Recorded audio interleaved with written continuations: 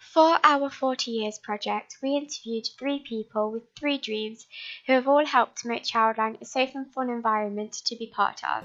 These are the voices of Stella Martin, Maurice Keat and Kate Frisbee. This is how they've made the impossible a reality. Satisfying, fulfilling, difficult, but rewarding.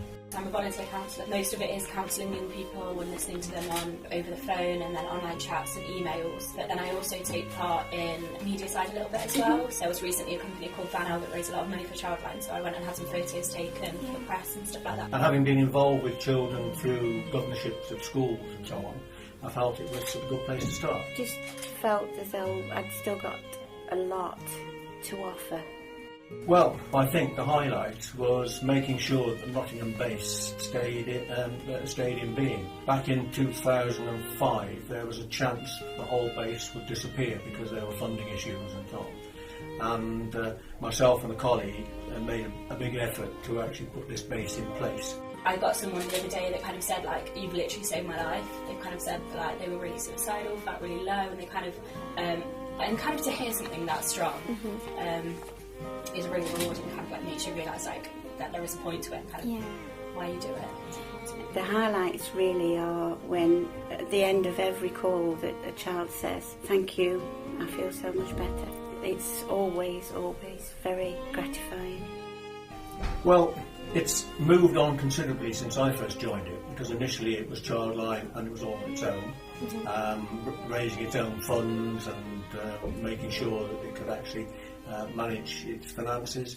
But then it joined in with the NSPCC, and that has meant that it's been able to take on an awful lot more in terms of the technology that it uses, and moving on from just a telephone system to an email and message system. Childline's just expanding, that's just getting a lot bigger, and so there are a lot more roles for the volunteers to do. Now I'm helping with like mentoring, so I'm helping with training as well. The basic need is still the same. I think some of the problems are different and more extreme in some cases.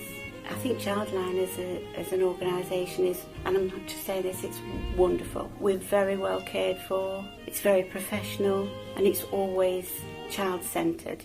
The main thing that we do is we're a listening service, so it's just kind of letting children know that there is somebody that's there to listen to them. So if they haven't got that from like their family or friends or school, then it's just letting them know that there's somebody that is here to listen, somebody that does care. And a lot of the time that really helps. Sometimes we do have to get other services involved, so like the emergency services, and we'll do it a lot of the time with their consent, or sometimes without if we feel like that's necessary. But yeah, I think the main thing is just letting them know that there's somebody there that does care. I think it's really important to build a rapport with somebody, so I think the main thing which we're taught in training is kind of to build that relationship with them and then kind of move on to kind of not sorting the issue, because a lot of the time we can't, and it's quite like a deep issue, but kind of just building that relationship with them and finding out about things that might not seem relevant, so like their family life and just different things like that, and kind of building that relationship with them and then kind of moving on to other things so that you've got that trust there. We need to work with them, and invariably when people feel suicidal there are other factors which actually are driving them to that, and it's trying to expose those and give them a chance to actually talk about that,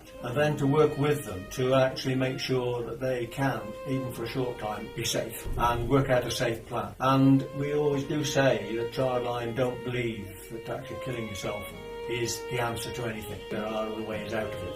It's not always easy to do, but that's what we're here for. And we talk through them and get them help there and then if they want, because we can actually ring for help and be on the phone or on the email or whatever while they wait for the help to come, so we can be there and support them. It makes you concentrate pretty hard. I mean, I think you have to.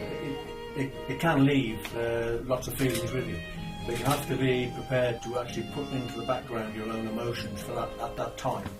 Otherwise, you really can't give any help to the young person.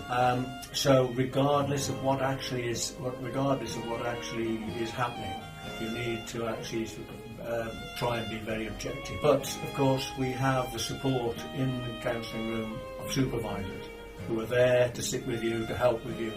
Two heads are better than one, often in these cases. So they will be there to help and support and guide and make sure that everything is done right when there's quite a high risk. First of all, you've got to get them to trust you And over 15 years I've learned how to talk to children so that they do trust you.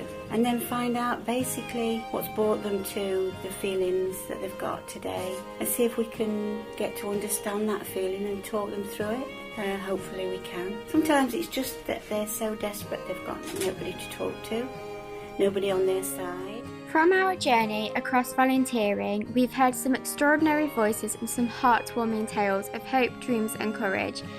What makes Childline different? Family, a union of volunteers to help the vulnerable and change lives for the better. This is what they do. This is how you can make a child's voice be heard. Have a voice, have a passion, speak now.